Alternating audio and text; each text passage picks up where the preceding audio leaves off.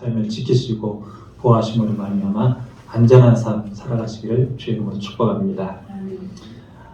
우리가 12월 달부터는 이사야서 말씀을 함께 살펴보려고 합니다. 지난 수요일 밤예배 때 제가 잠깐 이사야서를 가지고 개관을 했는데요. 많은 분들이 듣지 못한 것 같아서 다시 한번 반복할지라도 이해해 주시면 감사하겠습니다. 이사야서의 저자는 누구입니까? 책 이름 그대로 이사야입니다. 이 이사야는 남유다 왕국에서 4대에 걸쳐 왕을 섬기며 활동하던 선지자였습니다. 우시야, 요담, 아하스, 그리고 히스기야 왕 시대까지 하나님의 말씀을 받아서 예언을 하는 그런 선지자였습니다. 그렇지만 이 이사야가 활동하던 그 시대에는 국내적으로 참으로 많은 어려운 일들이 있었습니다. 두 번의 외침이 있어서 나라가 굉장히 위기 가운데 빠질 때가 있었고요. 또 그보다 이사야에게 가장 힘들었던 이유는 자신의 왕인 아하스의 우상 숭배하는 모습을 보면서 그가 처음에는 이렇게 침묵을 하다가 므낫세가 왕이 올랐을 때는 그 침묵을 깨고 므낫세의 왕을 향해서 당신이 어찌하여 우상을 숭배하느냐 하면서 크게 책망하다가 결국 나중에는 널빤지에 묶여 톱으로 켬을 당하면서 순교를 당한 사람이 바로 이사야 선지자였습니다. 이처럼 그는 그가 사는 날 동안에 굉장히 힘든 사역들을 했어야만 했습니다. 하지만 그 속에서도 그는 성령의 감동으로 가장 많은 메시아에 대한 예언을 하였고 동시에 미래의 소망에 대하여 많은 메시지를 전했기 때문에 우리가 잘 알듯이 이사야서는 성경에서 시편 다음으로 가장 두꺼운 책 중에 하나로 알려져 있습니다. 또 이사야서는 총 몇 장으로 되어져 있습니까? 66장으로 되어져 있습니다. 여러분 성경책이 몇 권으로 되어 있죠? 66권입니다. 구약 39권, 신약 27권. 이사야서도 마찬가지로 주제로 나눈다고 할 때 1장부터 39장 그리고 후반부가 40장부터 66장 이렇게 39장, 27장으로 나뉘어진다고 해서 이사야서를 성경의 축소판이라고도 불려집니다. 이렇게 두 권으로 나뉘어진 이 이사야서 전반부의 내용은 어떤 내용인가 보니까 하나님께서 그 백성들을 향한 많은 책망의 내용이 기록되어져 있습니다. 그리고 후반부에 이르러서는 그 책망받은 백성들을 향한 위로와 그리고 격려 그리고 소망의 메시지를 기록하고 있죠. 오늘 우리는 이사야서 1장의 말씀을 보면서 하나님의 그 백성들을 향한 많은 책망의 내용들을 다시 한번 읽어봅니다. 2절과 3절 같이 한번 읽어볼까요? 시작. 하늘이여 들으라, 땅이여 귀를 기울이라. 여호와께서 말씀하시기를 내가 자식을 양육하였거늘 그들이 나를 거역하였도다. 소는 그 임자를 알고 나귀는 그 주인의 부유를 알건만은 이스라엘은 알지 못하고 나의 백성은 깨닫지 못하는도다 하셨도다. 화면에도 나옵니다. 여러분 지금 이 말은 무슨 말일까요? 바로 하나님께서 자식과 같은 그 이스라엘 백성들의 신앙생활하는 그 모습을 보면서 예배하는 그 모습을 보면서 매우 실망한 거예요. 그러면서 하나님께서는 그들을 보시면서 매우 분노하시면서 지금 책망하고 있더라는 거죠. 자, 그럼 무엇 때문에 하나님께서는 이토록 책망하시고 분노하시고 계시는 것일까요? 그것은 저들에게 아무리 하나님의 말씀을 가르쳐 줘도 그리고 그 말씀을 깨닫게 해줘도 알려줘도 아무런 소용이 없었기에 그랬습니다. 뿐만 아니라 기껏 먹여주고 입혀주고 길러주었더니 다들 제 잘나서 된 줄 알고 하나님 말기를 우습게 여기고 또 그 하나님 앞에서 따박따박 말대꾸나 하기 시작하니까 그 하나님께서 너무 그 백성들을 향해서 실망을 감추지 못한 거예요. 화가 났던 거예요. 심지어는 그들이 하나님을 믿다가 하나님을 거역하고 떠나기까지 했습니다. 그래서 오늘 본문에 나온 것처럼 그들은 소도 인자를 알고 나귀도 주인의 구유를 하는데 이들은 뭐 했더라? 알지 못했더라 라고 말을 합니다. 이처럼 하나님은 그 자기 백성들을 보면서 매우 큰 실망감과 더불어 매우 큰 분노에 차 있는 그런 하나님의 모습을 볼 수 있는 것이죠. 하지만 이런 하나님의 마음이 갑자기 그 백성들을 향한 연민으로, 동정으로 바뀌어집니다. 4절 같이 한번 읽어보실까요? 시작. 슬프다 범죄한 나라요, 허물진 백성이요, 행악의 종자요, 행위가 부패한 자식이로다. 예. 여기 보면 4절에 뭐라고 나와 있습니까? 슬프다라고 말씀하고 있습니다. 여러분, 아까는 하나님께서 막 화를 내시다가 이제는 그 백성들 향해서 왜 슬프다고 말을 하는 것일까요? 그 슬픈 이유는 그들이 아무리 잘못된 길을 걸어간다 할지라도, 그들이 아무리 하나님의 마음을 아프게 하고 속을 썩힌다 할지라도 그들은 그래도 내 백성이라는 거죠. 내 자식이라는 거예요. 여러분, 이런 하나님의 모습을 보면서 무엇이 생각납니까? 우리 자식들이 생각나지 않습니까? 우리 자식들 기르다 보면 처음에는 부모 곁에서 잘 자라나는 것처럼 보입니다. 그러나 사춘기 시절이 되기 시작하면 막 반항을 하기 시작해요. 급기야는 부모 곁을 떠나겠다고 말하는, 부모의 가슴에 대못을 박는 이들도 있습니다. 그러면 되게 부모들은 그 자식들을 보면서 분통이 터지죠. 내가 이러려고 저 애를 낳았나 할 정도로. 그러면서 또 부모도 같이 이야기합니다. 너 같은 자식은 필요 없다고. 그랬을 때 그 자식이 그래 그럼 나 나갑니다 하면서 나가버려요. 그런데 어느 날 나가는 이 자식이 사고가 나왔고 다쳐서 돌아옵니다. 그러면 부모는 그 자식을 보면서 어떤 생각이 들죠? 짠한 생각이 듭니다. 아무리 그 자식이 배은망덕한 생활을 했더라 할지라도 그렇게 사고 당해서 돌아온 그 자식을 보면 화가 나기보다는 갑자기 슬퍼지고 그 자식을 보면서 안타까워지는 것이 바로 우리 부모의 마음이다라는 거예요. 오늘 우리 하나님의 마음이 그러했습니다. 하나님께서 그토록 사랑했던 그 백성들이 조금씩 자라면서 하나님의 말씀을 거역하기 시작합니다. 그리고 교만해져서 결국 하나님의 품을 떠나버렸습니다. 그러다가 이들이 누군가로부터 매를 엄청 많이 맞고 나서는 이리저리 치여서 상처투성이로 나타난 거예요. 그때 그 모습을 본 하나님의 마음, 어떤 마음입니까? 매우 슬프다라는 거죠. 매우 슬프다. 그리고 그뿐이 아닙니다.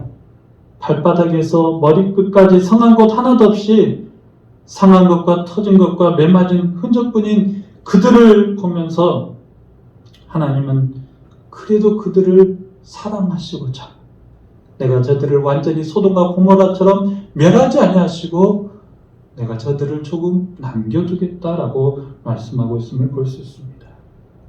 이것이 바로 하나님의 긍휼하심입니다. 이런 긍휼하심이 없었더라면 그들은 7절에 나온 것처럼 이미 그 이스라엘 땅은 황폐하여 이방인에게 삼켜졌을 것이고 그로 인해 완전히 멸망하고 말았을 터인데 하나님은 그래도 그 백성들을 내 자식으로 끝까지 사랑하시면서 그리고 남은 자들 남겨두셔서 그 남은 자들을 통하여서 다시 그 오래 황폐했던 그 땅을 다시 일으키고 새롭게 하실 것을 약속하고 있더라는 겁니다.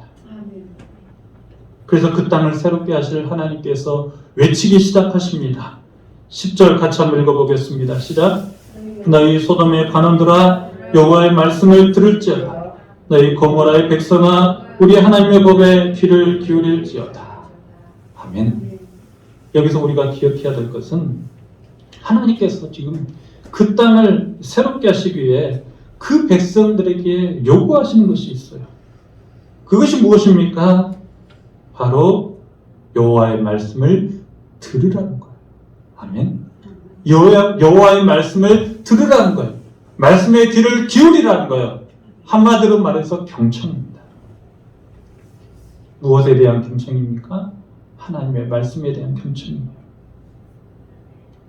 그리고 그렇게 하나님의 말씀을 경청하여 듣는 그런 사람들을 통하여서 하나님은 다시 그 황폐하였던 그 땅을 새롭게 일구시고 그 땅을 새롭게 하실 것이다 라고 말씀하고 있는 거예요. 사랑하는 성도 여러분, 오늘날도 마찬가지입니다. 우리가 사는 지금의 이 세상, 참으로 죄악으로 가득 찬 세상이 되지 않았나 생각해 봅니다. 얼마 전에 잠깐 TV를 보다 깜짝 놀랐어요. 아예 그 앞에 나와서 이렇게 노래를 부르고 춤을 추는데 저는 정말 눈을 뜰 수가 없겠더라고요. 그런데 그런 장면들이 그냥 아무런 여과 없이 보여집니다. 그리고는 그것을 아이들은 좋아해요. 이런 사회 속에서 과연 우리 아이들이 어떻게 말씀으로 살 수 있을까? 저는 아버지로서 너무 염려가 되었습니다. 제 아내도 계속해서 매스컴을 볼 때마다 그런 얘기를 해요. 지금 코로나가 위험한 게 아니고 지금 사탄이 우리를 밀가부르듯이 막 삼켜버리려고 사방 곳곳에서 지금 장난을 하는 것 같다. 여러분 어떤 자동차 그 광고 보셨습니까? 영혼을 울리는 자동차 해가지고 귀신이 나오고 또 요즘 막 드라마가 전부 막 귀신이 많이 나와요. 왜 그럴까요? 지금 점점점 이 세상이 하나님의 말씀을 버리고 세상의 문화와 그리고 세상의 미신에 점점점 미쳐간다는 거예요. 이렇게 되면 어떻게 될까요? 사람들이 다 정신이 혼미해질 거예요. 그리고 바르게 사는 삶이 무엇인지를 다 혼돈하게 되지 않을까 생각해 봅니다. 그러나 이런 세상 속에서도 끝까지 하나님의 말씀을 경청하며 살아가는 그 사람들을 통하여서 하나님은 반드시 이 세상을 정화시켜 나갈 것이고 이 세상에 빛과 소금의 역할을 해내는 참된 그리스도인들을 통하여서 이 죄악된 세상을 구원해 가신다는 사실을 믿으시기 바랍니다. 여기에 저와 여러분이 그 주인공이 되었으면 좋겠어요. 저는 여기에 우리 소원교회 성도님들이 그러한 주인공이 다 되었으면 좋겠어요. 아무리 이 세상이 죄악으로 가난한다 할지라도 그 죄악된 세상에 그냥 휩쓸려서 그냥 같이 따라가는 것이 아니라 하나님의 말씀을 기억해내면서 세상을 거슬려 가면서라도 하나님의 말씀을 지키고 그 말씀 속에서 죄악된 사람들을 건져내는 그런 구원의 사람이 다 될 수 있기를 축복합니다. 자, 그럼 우리는 어떤 하나님의 말씀을 경청해야 될까요? 오늘 이사야 선지자는 하나님의 말씀을 가지고 여호와의 말씀을 들을지어다 하나님의 법에 귀를 기울일지어다 라고 말씀하신 이후에 11절에 보면 이렇게 말씀합니다. 11절 같이 한번 읽어볼까요? 시작. 여호와께서 말씀하시되 너희의 무수한 재물이 내게 무엇이 유익하냐? 나는 순양의 번제와 살진 짐승의 기름에 배불렀고 나는 수송아지나 어린 양이나 순염새의 피를 기뻐하지 아니하노라. 여러분 이 11절의 말씀을 보면 하나님께서 왜 이렇게 말씀하실까 좀 충격을 받지 않습니까? 지금 하나님께서는 이스라엘 백성들이 제사를 드리러 왔는데 나는 그 제사를 기뻐하지 않겠다 하면서 그 제사를 물리심을 보게 됩니다. 또 그들이 제사 드리기 위해서 가져온 모든 수송아지나 어린 양과 순염소 등의 제물 등을 나 기뻐하지 않는다. 받지 않겠다라고 말합니다. 이상하지 않습니까? 분명 이들은 하나님을 예배하려고 하나님 앞에 제사 드리기 위해서 수송아지, 어린 양, 순염소 이렇게 수고하여서 아마 가져왔을 거예요. 여러모로 헌신을 하지 않았을까 생각해 봅니다. 그리고 또 구약의 제사를 생각해 보십시오. 이 동물들을 그냥 바칩니까? 그들을 그 곡물을 죽이고 피를 빼고 또 각을 뜨고 내장을 씻는 등 엄청나게 번거로운 작업들을 다 해서 하나님 앞에 제사를 드립니다. 매우 수고스러운 일이에요. 그런데 그 모든 일들을 하나님께서는 지금 뭐 하신다고요? 기뻐하지 않겠다는 거예요. 받으시지 않겠다. 이 말은 무슨 말이에요? 너희들의 그 모든 것들이 다 헛되고 헛되다라는 거죠. 그뿐이 아닙니다. 재물을 가져오는 것뿐만 아니라 하나님은 지금 거룩한 날 정해서 모여 제사를 드리는 그것조차도 나는 견디기 싫다. 너무 싫어서 견디기 싫다라고까지 말합니다. 13절 같이 한번 읽어볼까요? 시작. 헛된 재물을 다시 가져오지 말라. 분향은 내가 가증히 여기는 바여 월삭과 안식일과 대일로 모이는 것도 그러하니 성회와 아울러 악을 행하는 것을 내가 견디지 못하겠노라. 예. 여러분, 헛된 재물을 내게 다시는 가져오지 말라. 또 분향은 내가 가증히 여기는 바에 월삭과 안식일과 대회로 모이는 그것도 모이지 말라라고 말씀하십니다.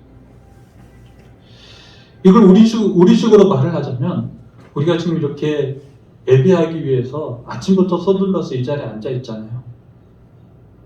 그리고 또 조금 지나면 성탄절 예배도 우리가 드릴 것입니다. 이렇게 우리가 열심히 모여서 그래도 그나마 이렇게 예배하려고 하는데 어떤 행사를 하려고 하는데 하나님은 그런 것들도 다 싫다라는 거예요. 그리고 그렇게 하려고 하는 그 모습을 보면서 매우 고통스럽다라는 거예요. 게다가 여기에 조금 더 충격적인 말씀을 하고 계시는데 15절에 나와 있습니다. 같이 한번 읽어보실래요? 시작. 너희가 손을 펼 때에 내가 내 눈을 너희에게서 가리고 너희가 많이 기도할지라도 내가 듣지 아니하리니 이는 너희의 손에 피가 가득함이라. 너희가 손을 펼 때에 내가 내 눈을 너희에게서 가리고 너희가 많이 기도할지라도 내가 너희들의 기도를 듣지 않겠다라고 말씀하십니다. 여러분, 충격적이지 않습니까? 이 말씀을 지금 누가 하고 있는 거예요? 하나님이 지금 하고 계시는 거예요. 하나님은 우리로 하여금 성경에서 분명히 모이기에 힘쓰라고 말씀하셨습니다. 그리고 어떤 자리에서든지 어느 곳에서든지 예배하라고 말씀하셨습니다. 그리고 너희의 가진 모든 수고한 것들을 가지고 하나님 앞에 기쁘게 예배하라고 말씀하셨습니다. 그런데 오늘 본문에 보니까 이 모든 것들 때문에 나는 매우 힘들다라는 거. 그리고 그것을 이제 그만 좀 해라. 그치라라고 말씀하십니다. 왜 그럴까요? 왜 하나님께서는 지금 그 이스라엘 백성들의 제사마저 제물마저 다 싫다고 말씀하시는 것일까요? 그것은 하나님은 이스라엘 백성들에게 제사를 원하시고 제물을 원하실 때 그 일들 통해서 하나님이 하시고자 하는, 이루시고자 하는 목적이 있었기에 그렇습니다. 그 목적은 무엇입니까? 예배를 통해서 제물을 드림으로 말미암아 하나님을 더욱 사랑하는 것, 하나님을 더욱 사랑하고 하나님의 영광을 위해서 살아가기 원했던 것. 그런데 이 이스라엘 백성들은 지금 하나님을 사랑하는 마음이 보이지 않아요. 그럼 어떻게 해서 제사를 드리는 거죠? 그냥 의무적으로, 형식적으로. 오늘 안식일이 되었으니까 하나님을 사랑하는 마음보다는 그냥 의무적으로, 형식적으로. 제물을 드릴 때도 마찬가지였어요. 아유, 이거라도 드려야지. 하나님 안 드리면 좀 나한테 화내지 않을까? 그래서 그냥 그렇게. 그래서 하나님은 이 모든 것들을 다 그냥 그만 두라고 말씀합니다. 사랑하는 성도 여러분, 오늘 우리가 하나님을 예배하는 것은 하나님을 사랑하기 위해서, 하나님을 사랑하기에 예배하는 줄로 믿습니다. 그리고 이 예배를 통해서 우리는 더 하나님을 사랑하고 하나님의 영광을 위해서 살아가기로 다짐해야 될 줄로 믿습니다. 그런데 그런 마음 없이 그저 오늘 주일이니까 어쩔 수 없이 예배당에 가야지. 그리고 오늘 주일이니까 어쩔 수 없이 또 드려야지. 이런 마음이라면 하나님 그런 것들에 대해서 우리에게 다시 한번 이 말씀을 통해서 생각해 보게 하지 않나 생각합니다. 뿐만 아니라 예배를 드리는 것도 좋지만 또 삶의 예배에 있어서도 문제가 있었던 거예요. 이스라엘 백성들 안식일 전까지 열심히 수고하여 피땀 흘려 수고한 것들을 하나님 앞에 이렇게 하나님 이렇게 감사합니다 하면서 이렇게 예배를 드려야 되는데 안식일 전까지 막 서로 싸우고 다투고 또 남의 것 빼앗고 그리고 약한 자들 돌아보지 아니하고 그리고 나서는 안식일이 되었다고 예배하고 있으니까 하나님께서 그 예배를 나는 받고 싶어 하지 않는다라고 말씀하고 있는 거예요. 자, 그렇다면 사랑하는 성도 여러분, 우리는 오늘 이 말씀을 통해서 우리의 예배의 모습도 한번 점검해 봐야 되지 않을까요? 여러분의 예배의 모습 어떻습니까? 정말 하나님께서 기뻐 받으시는 온전한 예배를 드리고 있습니까? 하나님을 사랑하기 때문에 그 하나님을 사랑하고자 주일을 기다리면서 주일이 되었구나 하면서 감사함으로 이 자리에 나오셨습니까? 아니면 주일이 되었네? 아유, 오늘 또 가야지. 이렇게 해서 나오셨습니까? 또 하나님께서 주신 것에 대해서 감사함으로 의미를 가지고 왔습니까? 아니면 아유, 이거 안 드리면 또 하나님께서 나를 갖다가 화내시지 않을까? 그 이유 때문에 하나님 앞에 드리고 있다면 우리는 오늘 본문의 말씀을 통해서 회개해야 될 줄로 믿습니다. 뿐만 아니라 예배 이전의 삶을 한번 돌아보십시오. 여러분 주변에서 정말 선한 영향력을 끼치고 오셨는지, 나로 인해서 어떤 사람이 도움을 받고 그로 인해서 살아나는 그런 일들을 하고 오셨는지, 아니면 나 때문에 다른 사람이 죽는 그런 일들이 있지는 않았는지, 그리고 나서는 예배하겠다고 한다면 하나님 그 예배를 받으실까요? 안 받으실까요? 받으시지 않겠다라고 말씀하고 있는 거예요. 그러니 사랑하는 성도 여러분, 우리의 예배 좀 더 하나님 앞에 완전히 드려질 수 있도록 우리의 몸과 마음을 더 준비할 수 있기를 축복합니다. 하나님을 사랑하는 마음으로, 그리고 하나님 사랑하기 위해서, 그리고 하나님의 영광을 위해서, 그리고 하나님께서 우리를 통해서 필요한 곳에 쓰임받을 수 있도록 그런 자세로 온전한 예배 드리기를 축복합니다. 그리고 이 예배 드림이 우리에게 가장 큰 축복임을 믿으시기 바랍니다. 그리고 이 예배 시간이 우리에게 가장 안전한 시간임을 믿으시기 바랍니다. 제 막내딸이 제가 일을 하다가 잠깐 집에 늦게 들어가려고 하니까 막내딸이 그러더라고요. 아빠 왜 보금자리인 집을 왜 이렇게 안 들어가려고 그래요? 그렇게 말을 하더라고요. 보금자리라고. 사랑하는 성도 여러분, 이 예배당이 보금자리임을 믿으시기 바랍니다. 아니, 이 예배의 자리가 보금자리임을 믿으시기 바랍니다. 여러분이 예배할 때 하나님 가장 기뻐하실 것이고 여러분의 삶에 가장 큰 행복을 주심을 믿으시기 바랍니다. 그러니 여러분 예배를 결코 소홀히 하지 마십시오. 어떤 순간이 온다 할지라도 어떤 상황 속에서도 예배자로 살아가실 수 있기를 축복합니다. 제가 얼마 전 한 권사님을 배웠습니다. 이 코로나 이렇게 많이 확산되지 않은 때였어요. 이 권사님이 매일같이 손녀를 데리고 지역 아동센터를 이렇게 배웅해 주더라고요. 그래서 제가 그 권사님께 권사님 안녕하세요. 잘 지내시죠? 근데 소녀가 참 예쁜데 소녀는 교회 다니나요? 네, 물었어요. 그랬더니 소녀는 교회를 안 다닌다는 거예요.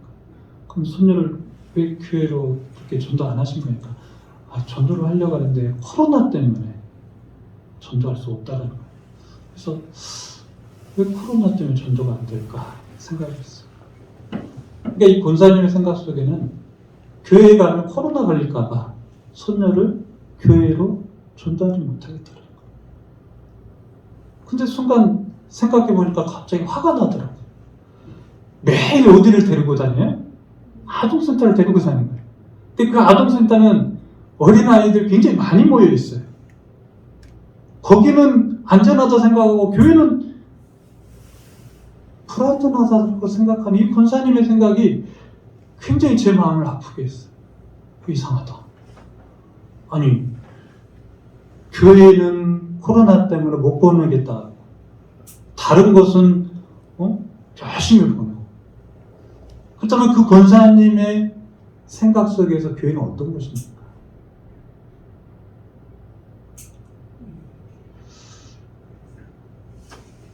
사랑하는 성도 여러분, 우리가 다니는 이 예배당, 이 교회 가장 무서운 곳인가요? 위협의 존재인가요?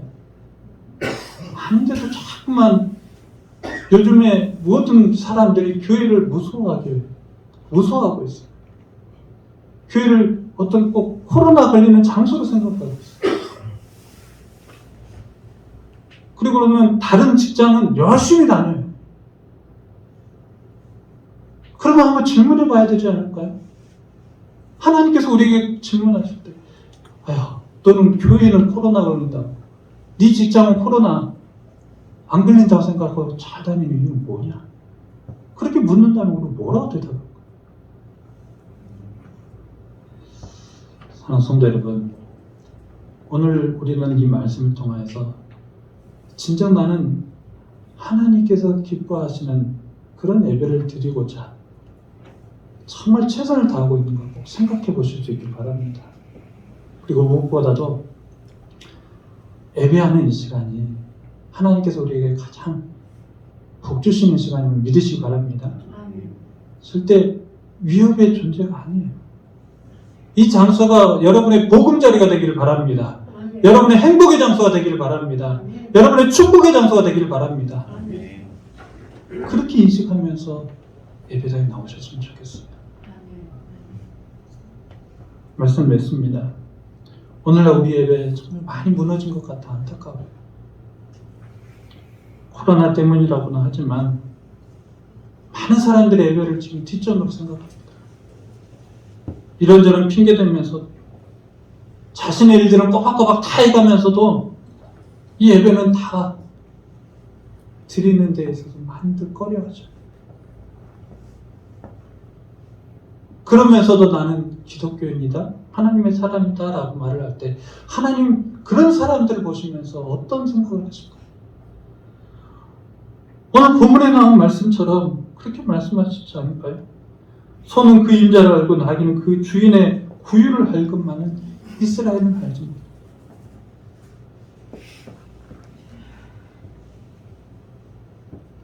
사랑하는 성도 여러분, 오늘 우리 이 말씀을 통해서 다시 깨달을 수 있기 바랍니다.